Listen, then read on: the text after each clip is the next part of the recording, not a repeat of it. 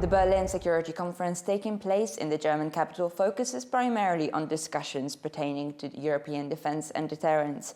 But these discussions do not come without their own context, as the war against Ukraine waged by Russia continues into its fourth year, additionally to the wavering of support of Europe's traditional allies. How to overcome these challenges and whether Europe still has the chance to do so, we are now joined by the former Minister of Foreign Affairs of Lithuania, Gabrielius Landsbergis. Minister, thank you so much for making the time to meet with us. I would like to start off with these latest threats posed by Russia to Europe, and that is the latest sabotage attacks which we have seen in Poland. Just 2 days ago, there was a huge explosion on the Polish railway, which is now being called an act of terrorist by some in Poland. You yourself have called for the change in language which is being used when it comes to discussing this hybrid warfare, away from the term war towards state-sponsored terrorism. So do you think that it's potentially time to start considering this change of vocabulary, and how exactly do you expect that European NATO allies might come to a consensus and to an understanding on this subject matter?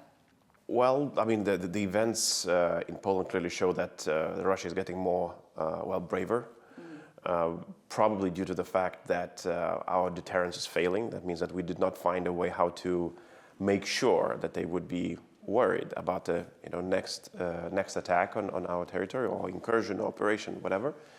So that means that they feel quite comfortable.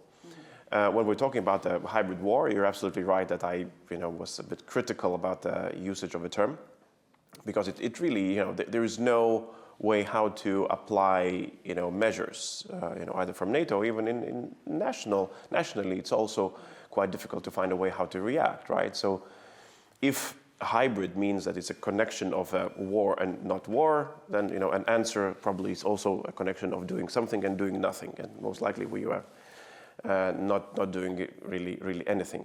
I would put more stress on the word war in this. And clearly, Russia's intentions are not about peace. They are not about, they're not peaceful. That means that Russia is getting us involved in the war. Imagine a situation where an operation like the one that happened in Poland would have cost lives. Imagine if it would have cost, hundreds of lives, God forbid. Then we would be really, it would be a very different terminology. That would be basically an act of war. So in your assessment, what exactly is it that it would take for the NATO alliance to react potentially symmetrically even, or respond symmetrically when it comes to these hybrid warfare attempts? It was by sheer luck that nobody died during this explosion. So what exactly might it take to convince the NATO alliance to finally react in a manner that is befitting to this situation? I think that this is what Russia is betting on, right? On our inability to collectively agree on what is actually happening. When NATO says that maybe drones had flown into Poland were unintentionally diverted from their attacks in Ukraine, still without a very clear answer, even it's 2 months later. Putin knows that very well. That for all the NATO to agree, it will be almost impossible. And the NATO that cannot agree on what is happening will not be able to agree on what to do about it. And I think that we're then entering a time where, I would use an example of the operation in Poland against the drones. It wasn't a NATO operation.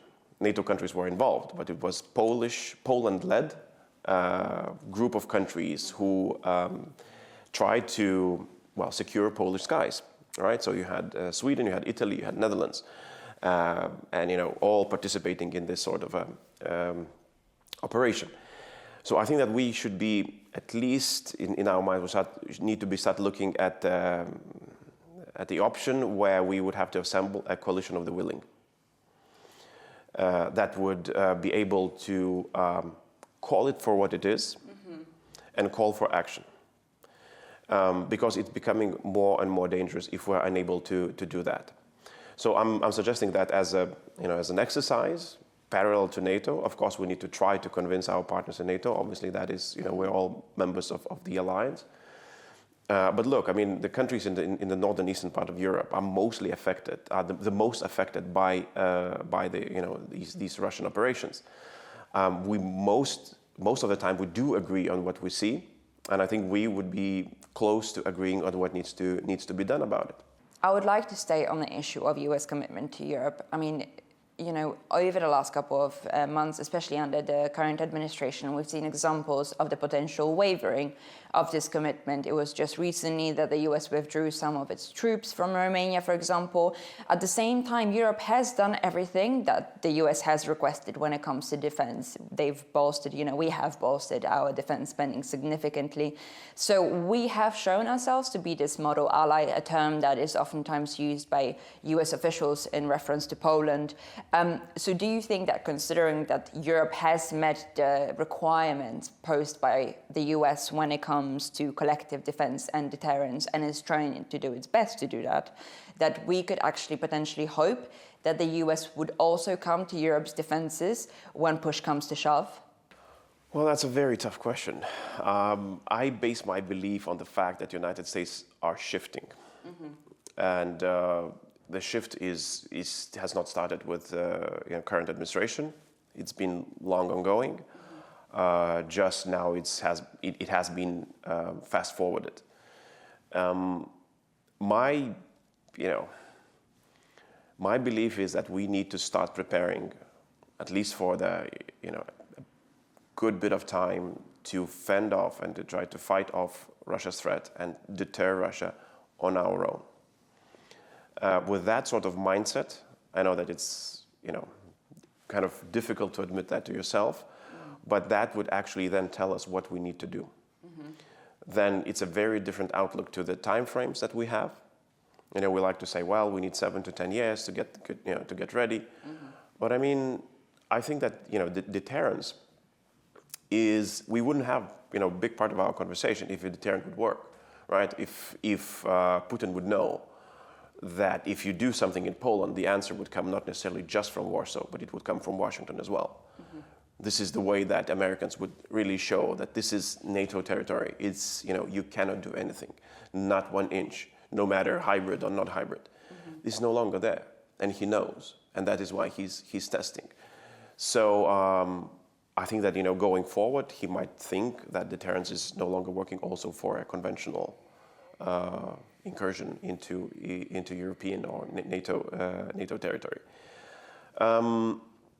The past world wars, the first and second, shown that when the ally has the ability to withstand the first blow, United States most usually comes to Europe's aid. So I'm not giving up. I'm not saying that anybody should give up on working with the United States and and really trying to maintain the ties. But unfortunately, we have to accept the reality that just the United States can no longer guarantee peace globally.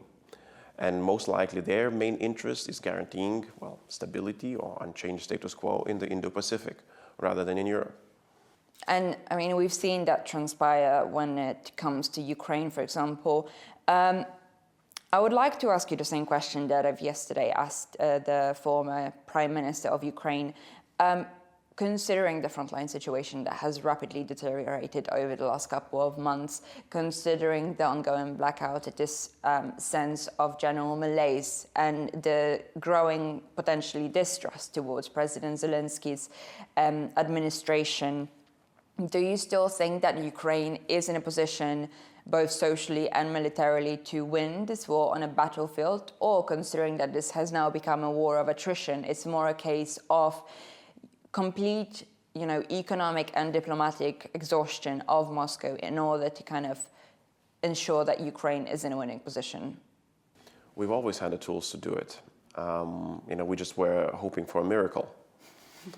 That would not require us to do most of the things that that are costly, politically difficult, and otherwise we just didn't want to go there, right? So that has been our major problem, and Ukraine has provided a number of those miracles.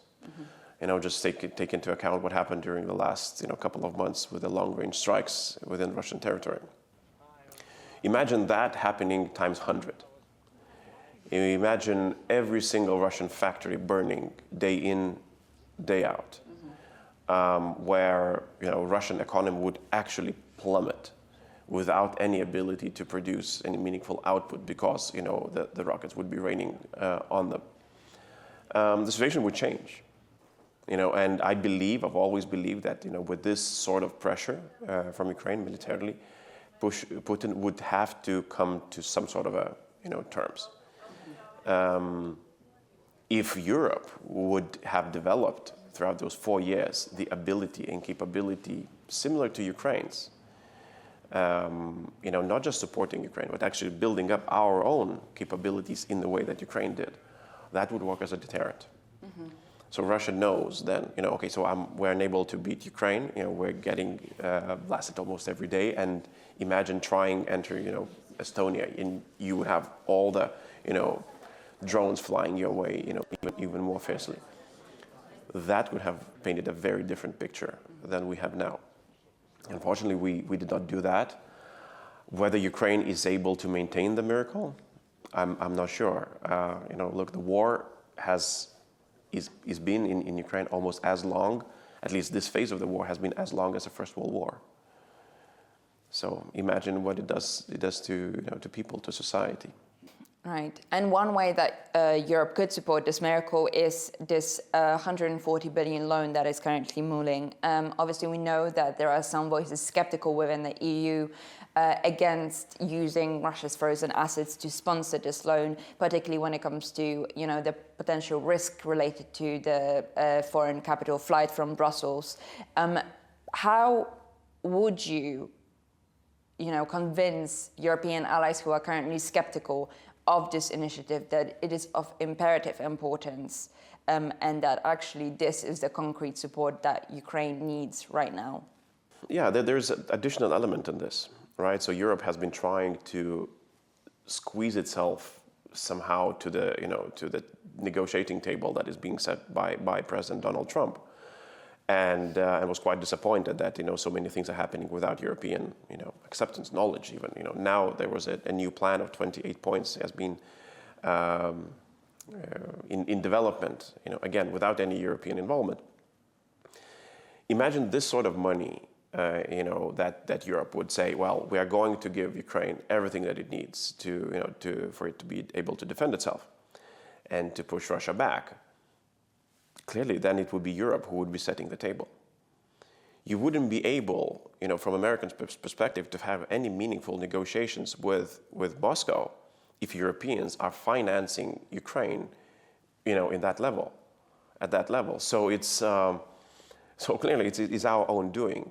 We just did not want to make difficult decisions, and we got sidelined. We got sidelined by President Trump. We're threatened by Russia, and we're basically inviting the war on our doorstep. Right. And so my final question is: do we still have the chance to undo some of the damage done by our inaction in order to gain a place at this negotiating table? I would like not to gain a place at the table. I would like Europe to have its own table, with its own ability to strategically project the future that we want, right? So that it wouldn't come from Washington, but basically we would know what we want, right? Mm-hmm. We would know that we would like Russia to be defeated, or at least a much weaker position, not to threaten, any other ally or European country. And our interests might differ, right? So we spoke about this. President's interests are in different parts of the world, not in Europe. So and now even if his interests are shifting, we're basically just taking everything that is being delivered to us from Washington diplomatically. I mean, that is not a good position to be in for a continent of 450 million people. That's a very humiliating position and also a very dangerous position to be in. Right? We're not writing our own future, especially when it has a potential to be a very, very dangerous one. Is it possible? Yes, it's always possible. But my main worry is that probably something even worse needs to happen for Europe really to wake up. And on this somber note, Minister, thank you very much for your time. Thank you. And thank you for watching. From Berlin for TVP World, Zuzanna, Jurek.